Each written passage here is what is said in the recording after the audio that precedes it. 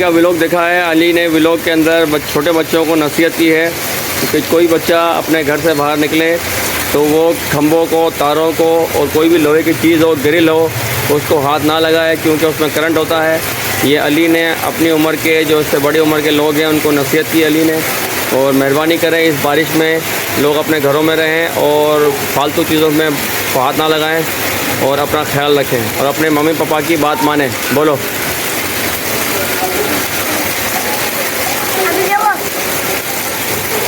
बारिश हो रही है, लोग खूब वो है। जैसे अभी आप छत पे जाते हो, भले छत पे आप जाओ, बारिश